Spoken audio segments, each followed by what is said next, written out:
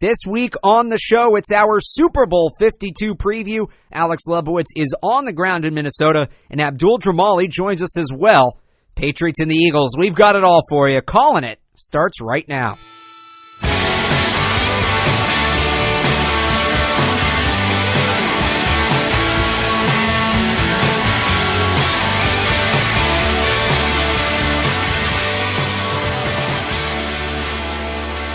Hello, everybody, and welcome to the Callin' It Super Bowl preview show.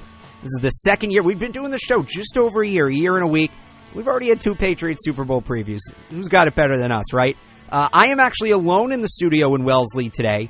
Joining us on the Work Zest hotline, he is on the ground covering things in Minnesota. Alex Lebowitz from Radio Row. Lebowitz, how you doing? Doing well. I just got here, just getting settled in. It's some spectacle, I gotta tell you.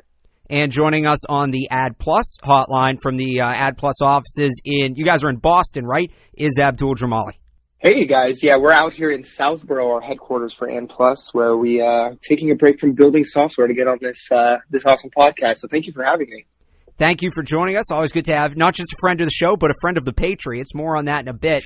But let's talk some X's and O's here, guys. I don't think this is necessarily the toughest draw the Patriots could have gotten. I thought the Vikings were a better team. I thought the Saints were a better team.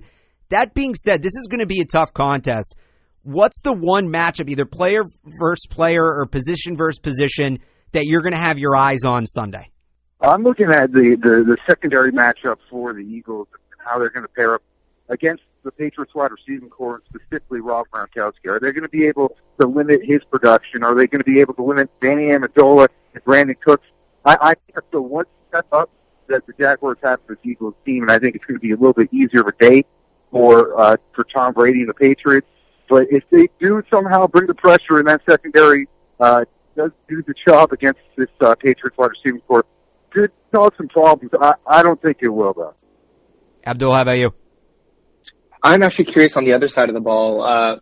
I feel there's going to be a bracket situation, but I just kind of depends on who you're going to trust to be one-on-one. Do you trust Stephon Gilmore to be one-on-one against Alshon Jeffrey? Do you trust Patrick Chung to be on Zach Ertz? Those are two huge targets that are big-bodied and very capable. So I'm very curious how our secondary is going to go up against theirs.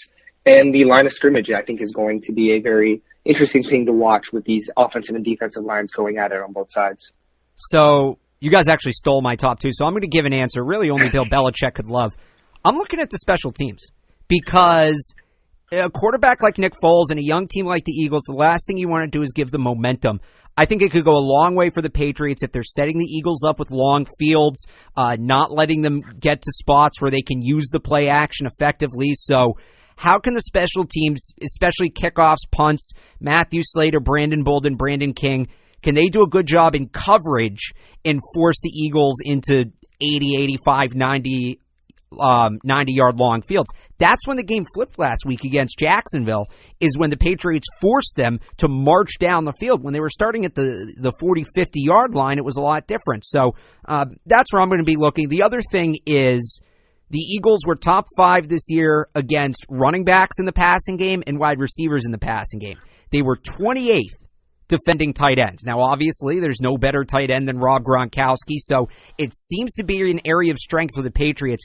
But how concerned are you guys that he's still in concussion protocol? He was at walkthroughs, but as of right now, it doesn't look like he's going to miss practices. But if he starts missing practices, I mean, I'm concerned. I want him out there. I want him in the walkthroughs, all of it. How concerned are you guys about Rob Gronkowski going into this game? Well, I'm not concerned at all. I think he's going to play. You have 2 weeks between when he sustained the concussion and when he's going to play in this next game.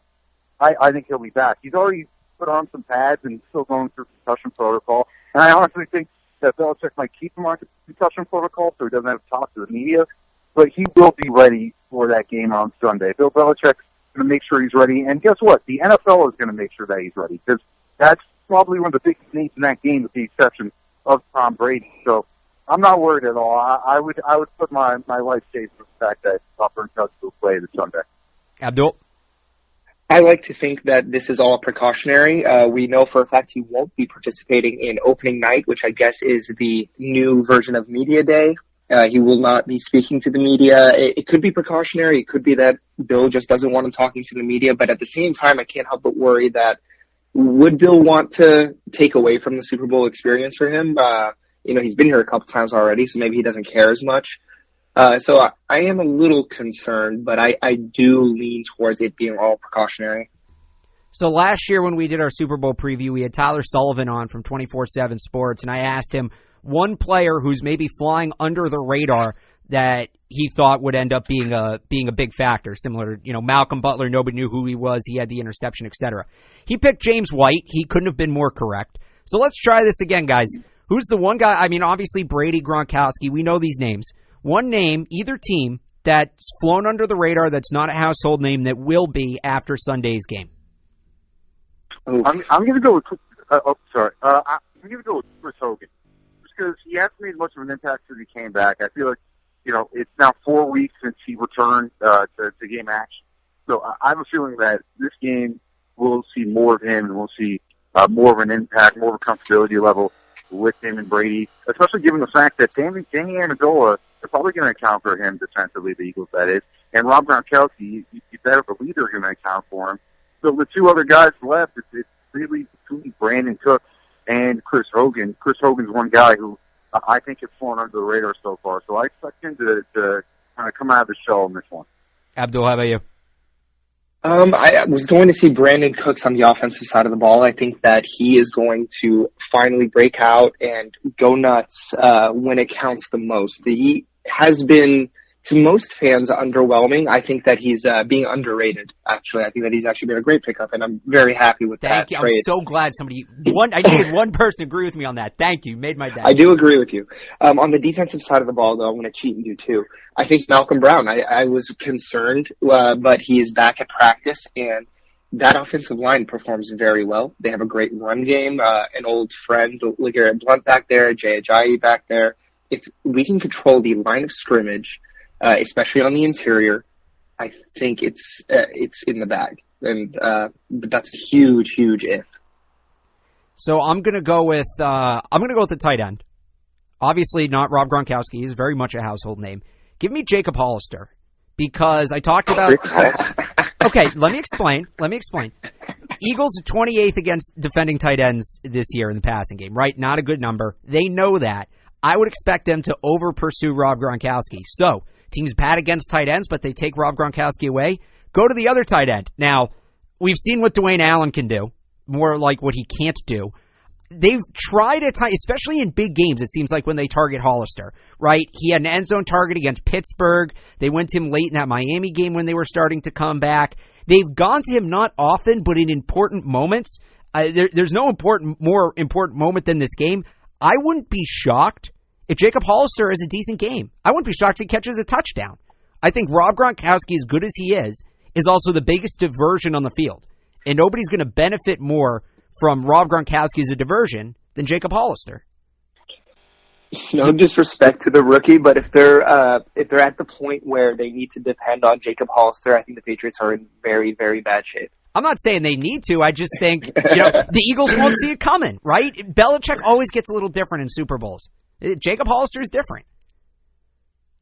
I think offensively we'll also see a more diverse grouping with that running back for maybe not depend on solely Deion Lewis or solely James White. So I don't know. I think this is one of those games where perhaps there's not one skill position player that really sticks out and that goes off. It's going to be Tom Brady doing what he has done the past 18 years of his career, and he'll be benefiting from having a very deep set of wide receivers and running backs. So I'm even hesitant to go with Chris Hogan. I think that overall he's going to be spreading the wealth on Sunday. So let's finish on that note, on the Tom Brady note. Obviously, last year was, I don't even think you need to say, arguably the greatest performance by a quarterback in Super Bowl history, right? Set the yardage record, led the comeback. We all know the story. Yeah. Is there any way, and we all know how Tom Brady is always competing against himself, right? That's always the line he uses. We've heard it in Tom vs. Time.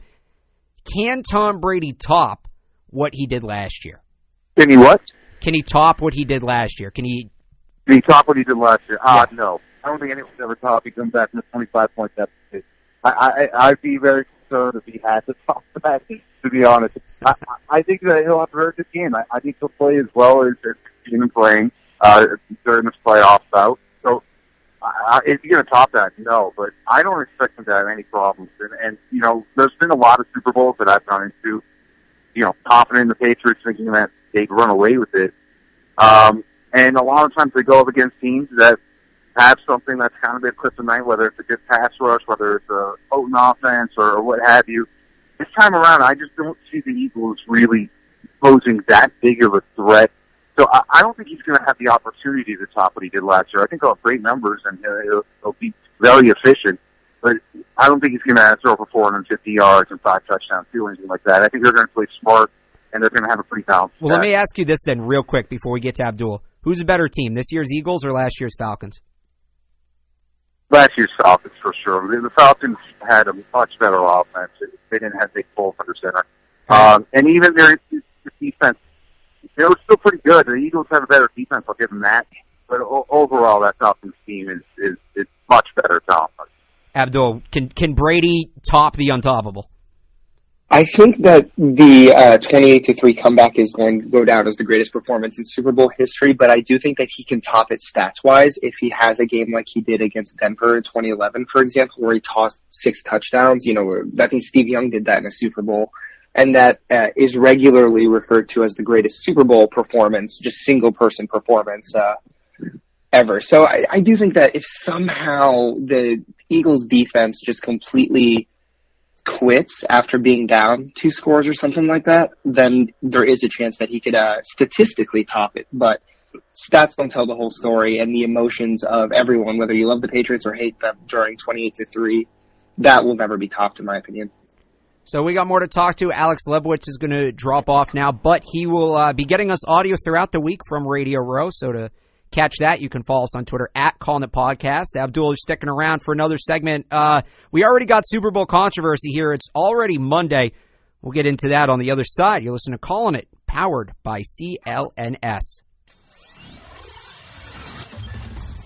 Calling It is brought to you by American Broadcast Coaches, training the next generation of media talent and communicators. For more information, check out AmericanBroadcastCoaches.com.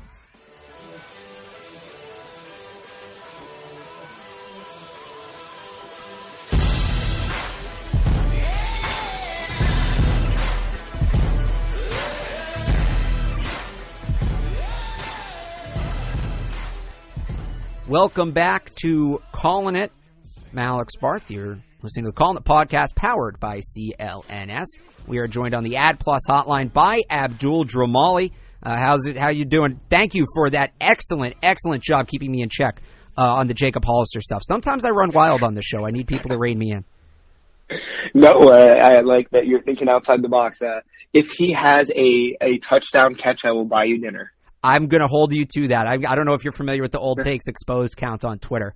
Oh, yeah, of course. We may have to send them that little soundbite there. So, speaking of old takes, really just old and kind of past their prime, WEEI is back in the spotlight, specifically Alex Reimer.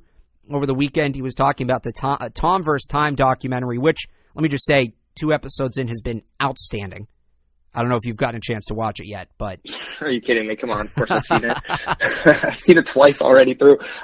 It's a pretty incredible documentary, and I'm immensely thankful for someone who's historically very private to be putting himself out there for diehard fans who are just interested in what the routine of the TB12 method is actually like. And I understand that at the end of the day, it's a marketing piece, but I don't mind that.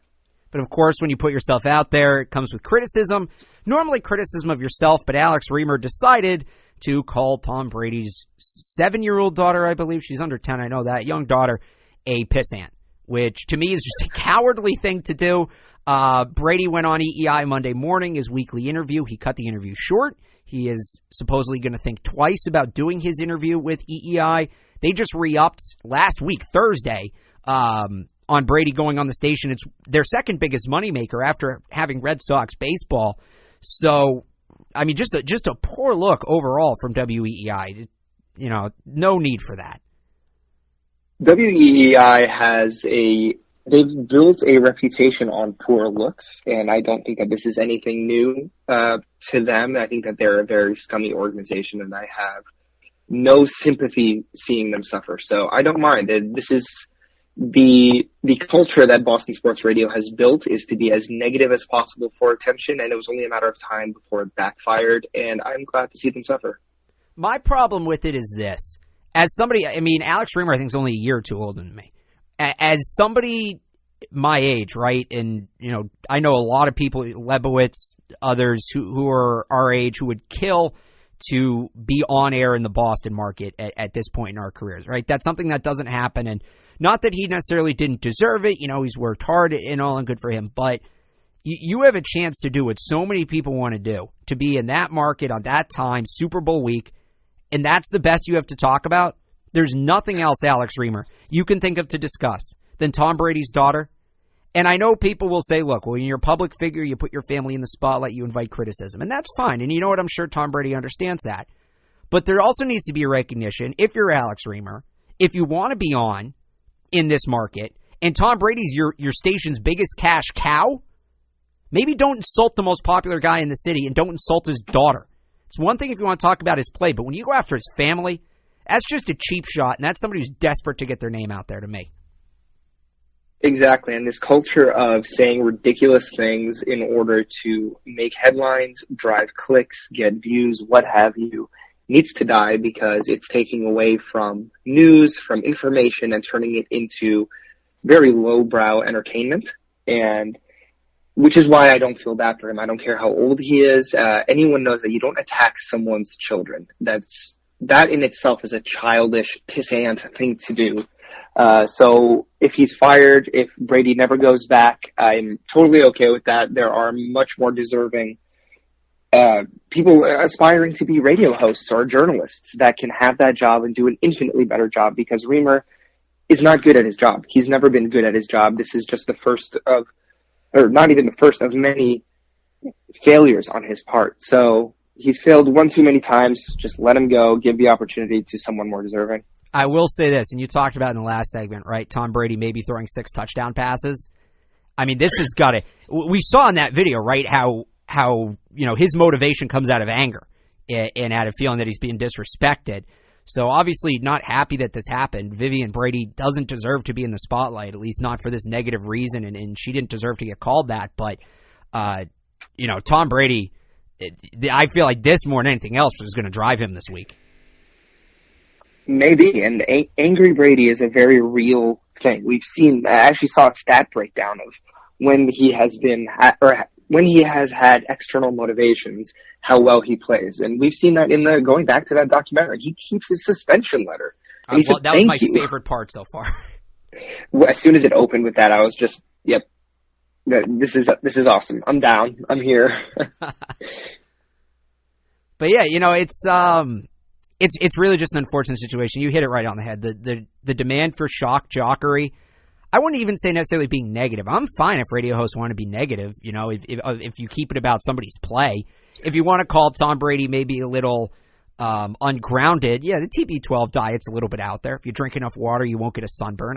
You're the scientist. I mean, I don't think there's any research that backs that up. Even all of that, it doesn't back that up at all. But that's also not what he said. So much of what he has said has been taken out of context or nitpicked to the point where it makes it sound like he's this crazy guy. But this whole TB12 thing, it's literally just yoga, it's stretching, and they branded it as pliability. Prehabilitation for injury prevention is nothing new. This has been going on for many years. I actually did research on this in college. Prehabilitation for surgery, so that you can prepare your body for the traumatic experience of like being cut open. This is not a new thing. He just branded it in a certain way. And because it's Alex Guerrero that he's working with, it automatically got this bad snake oil rap. I mean, they should pay you for that pitch. Tom Brady should cut you a check for that pitch. That was pretty good. But funny story, when I graduated college after that, after I did all that research and stuff, I actually sent my resume over to TB12. Oh, really? Never got a response. Yeah. Well, you should send him again. I'll give you that audio clip to send to him. And I mean, hey, you already got the in within the organization. We'll talk about that on the other side. You're listening to Calling It, powered by CLNS. Calling It is brought to you by American Broadcast Coaches, training the next generation of media talent and communicators. For more information, check out AmericanBroadcastCoaches.com.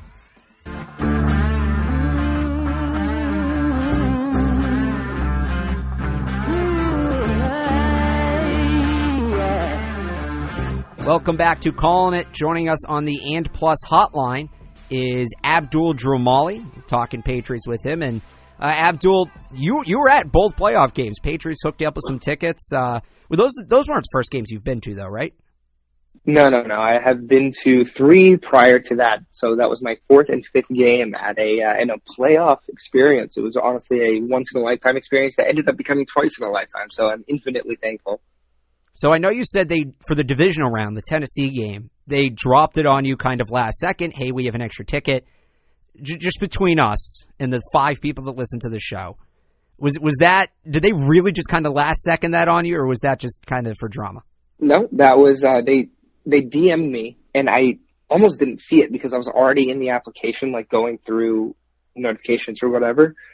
And I noticed my little inbox pop up, and it said, I read the message before I saw who it was from, and I didn't believe it at first. I went to the page, and I was just like very confused, thinking it was a joke. Or I thought it was a prank. I thought like maybe they'd been hacked, and they were just like, "Oh, let's mess with Abdul because he starts so much crap online."